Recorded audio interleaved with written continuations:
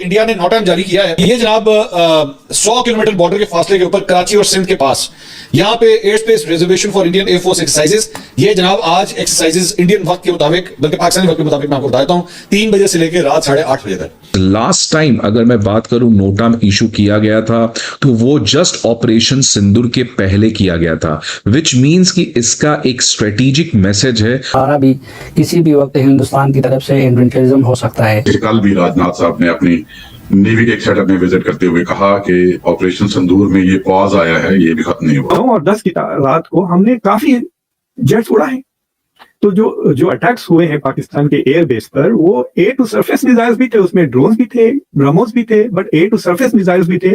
And he made it very clear that different काफी air force का इस्तेमाल किया गया ऑन द 9th और 10th को। पाकिस्तान का क्या अंत निकट आ गया। सारे के सारे जो न्यूक्लियर वाले हैं पूरे के पूरे उधार लिए हुए थे यूएस से, और यूएस ने उनको कहा कि भाई सीज फायर करो, हमें अपने यहाँ से उठा के ले जाने हैं, ये सेफ नहीं है और ये मूड खराब है मोदी का।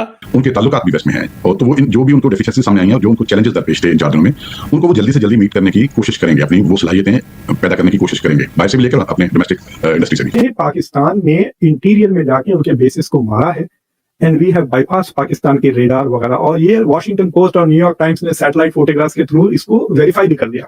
जो नूर खान बेस, रावलपिंडी के एयरफोर्स एयर बेस पे भी उन्होंने हमला किया, जहां आपके F-16 पार्क होते हैं सरगोदा में, उस पे भी अटैक किया। नमस्कार दोस्तों अब फिर से ऑपरेशन सिंदूर 2.0 लॉन्च कर दिया गया है हमारे इंडियन एयरफोर्स द्वारा, जहां पर हमारे इंडियन एयरफोर्स ने पाकिस्तान के खिलाफ एक बड़ा ऑपरेशन शुरू कर दिया है, जिसके तहत इस बार कराची और पाकिस्तान के सिंध को टारगेट किया जा रहा है। दरअसल दोस्तों कुछ एक्सरसाइजेस कंडक्ट किए जा रहे हैं जो कि बहुत ही बड़ा है, जिसमें रफाल, मिराज और भारत के अन्य एयरक्राफ्ट्स को उड़ाए जा रहे हैं, और भारत सीधी चेतावनी दे रहा है पाकिस्तान को कि अगर पाकिस्तान कोई भी हरकत करता है तो भारत सीधा अपने एयरक्राफ्ट के जरिए कराची और सिंध को पूरी तरह से तबाह कर देगा। इसके बाद से अब पाकिस्तान में भी बात की चर्चा हो रही है कि फिर से एक बार लड़ाई शुरू होने वाली है, जिसकी तैयारी भारत ने पूरी तरह से कंप्लीट कर ली है। वहीं दूसरी तरफ अभी भी पाकिस्तान अपने बगले बजा बजा कर कह रहा है कि उसने भारत से जीत हासिल कर ली है। तो चलिए इसी पर आगे पाकिस्तानी मीडिया का रिएक्शन देखते हैं। एक बहुत बड़ा एयर एक्सरसाइज करना, खासकर इंडिया पाकिस्तान बॉर्डर के पास, वो भी इस समय। सो इसका एक ही क्लियर मैसेज है पाकिस्तान को कि आप सुधर जाए, नहीं तो इससे बड़ा आने वाले समय में ऑपरेशन सिंदूर को वापस से लॉन्च किया जा सकता है।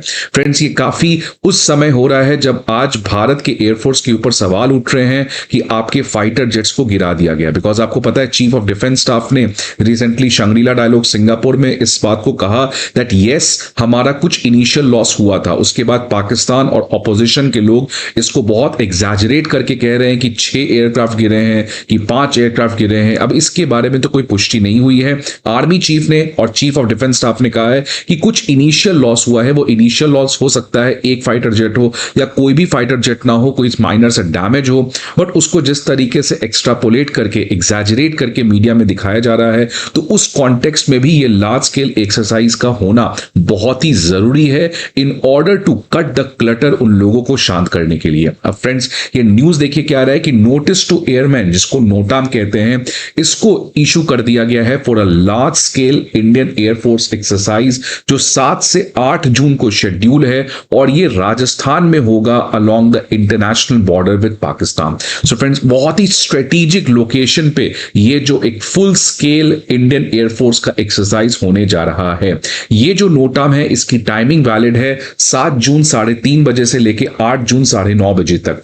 इस समय नोटिस टू एयरमैन का मतलब होता है कोई भी और एयरक्राफ्ट या किसी भी तरीके का ड्रोन कोई भी इस पर्टिकुलर एरिया में इस समय के बीच में ऑपरेट नहीं करे, नहीं तो उसको डिस्ट्रॉय किया जा सकता है, और उसके लिए कोई भी लायबिलिटी एयरफोर्स की नहीं होगी, बिकॉज एयरफोर्स ने पहले ही इस तरीके का नोटिस जो है वो पब्लिक को जारी कर दिया है। तो फ्रेंड्स देख सकते हैं during this period the air space will be the designated zone will be restricted to facilitate a range of aerial operations. यहाँ पे इसी तरीके के एरियल ऑपरेशंस होंगे इस डेजिग्नेटेड जोन में, और कोई भी एरियल ऑपरेशंस किसी के द्वारा नहीं हो सकता है। अगर होता है तो लॉस उनका है, इसमें एयरफोर्स की कोई भी गलती नहीं मानी जाएगी। इंडियन एयरफोर्स ऑफिशियल के हिसाब से ये अभी तक का एक सबसे बड़ा एयरफोर्स एक्सरसाइज होने वाला है, जिसमें रफाल, मिराज 2000, सुकोई 30 एयरक्राफ्ट, ये सारे फ्रंटलाइन फाइटर जेट्स जो हैं वो पार्टिसिपेट करेंगे। इसके अलावा भारत के जितने भी सर्विलेंस प्लेटफॉर्म्स हैं और सपोर्ट सिस्टम्स हैं वो भी इसमें पार्टिसिपेट करेंगे। सो फ्रेंड्स ये एक बहुत स्ट्रेटेजिक एयरफोर्स एक्सरसाइज होने जा रहा है, खासकर इस समय में। 9 और 10 की रात को हमने काफी जेट्स उड़ाए। तो जो अटैक्स हुए हैं पाकिस्तान के एयर बेस पर, वो एयर टू सरफेस मिसाइल्स भी थे, उसमें ड्रोन्स भी थे, ब्रह्मोस भी थे, but air to surface missiles भी थे। And he made it very clear that different काफी एयर फोर्स का इस्तेमाल किया गया ऑन द 9th और 10th को, एंड उसमें कोई लॉसेस नहीं हुआ। तो दैट तो उनकी जो मैसेज थी उसमें उन्होंने 2 पॉइंट बहुत सीरियस किए, which everybody is missing including the Indian media. बहुत ही स्टूपिड हो गई है इंडियन मीडिया, मतलब उनका दिमाग खराब हो गया है। First of all they are attacking एक गाय जो एक्चुअली लड़ता है इंडिया के लिए। ये गधे खाली माइक लेकर बैठते हैं, यही है उनका हथियार। हाँ, ये अपने आप को ज्यादा नेशनलिस्ट समझ, इतना दम है तो जाओ फौज में वॉलंटियर करो, फिर पता चलेगा। So anyway what Anil Chauhan was saying कि हमने पाकिस्तान में इंटीरियर में जाके उनके बेसिस को मारा है, and we have bypass Pakistan के रेडार वगैरह। और ये वॉशिंगटन पोस्ट और न्यूयॉर्क टाइम्स ने सैटेलाइट फोटोग्राफ्स के थ्रू इसको वेरीफाई भी कर दिया।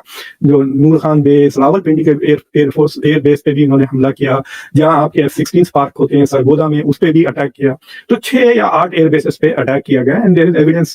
Pakistan is not even denying that कि वो अटैक हुआ, but that is a big thing, क्योंकि अगर आप पाकिस्तानी जनरल है तो लेट्स से कि तो पहला सवाल जो आसिम मुनीर को पूछना चाहिए कि इस बार भी इंडिया वाज केयरफुल कि उसने एयरपोर्ट को मारा, जमीन पे खड़े हुए जहाजों को नहीं मार दिया, राइट? जैसा कि यूक्रेन ने किया रशिया में, right?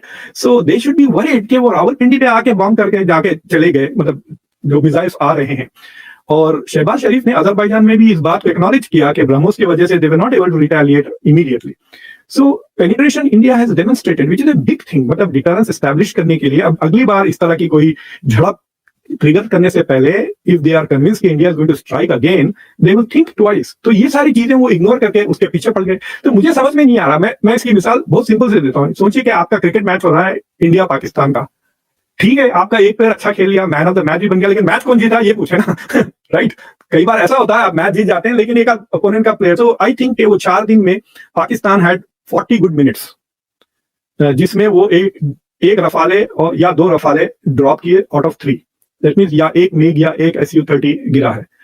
That has happened, and वो Indian military has already acknowledged it, but politically वो नहीं कर सक रहे हैं एक्नॉलेज। अगर वो उसी दिन कर लेते ना खबर साहब, तो ये सारा प्रॉब्लम ही नहीं होता। मतलब अब क्या हो गया है, इंडिया पनिश्ड पाकिस्तान बट हो गया है। India punished Pakistan but Pakistan also retaliated God. अगर उसी दिन सुबह में कहते हैं हमने अटैक किया, हमने 6 बेसेस को या 9 टेररिस्ट कैंप्स को अटैक किया, in the process we lost 3 jets, but तो it would not have been that big an issue. समझ रहे हैं, इन्होंने खुद ही बना लिया इशू, और वो इशू के नीचे ये फंस गए हैं। सो आई थिंक के the international community is still not convince. मतलब वो थोड़े दिनों के बाद पता चलेगा बाय PL-15 के जो सेल्स बढ़ते हैं या नहीं, that will be the key. और रफाले के ऑर्डर्स बढ़ते हैं या नहीं, that is also a good indication. अभी मैं सुना कि मैक्रोन बहुत प्रेशर डाल रहे हैं इंडोनेशिया पर कि वो और रफाले खरीदें। इंडोनेशिया ने 2022 में 42 रफाले ऑर्डर किए थे, अभी तक एक भी डिलीवर नहीं हुआ है, अभी भी एक भी नहीं मिला इंडोनेशिया को। तो अब वो कह रहे हैं कि वो ऑर्डर 100 का कर ले, तो इंडोनेशिया पर प्रेशर पड़ रहा है।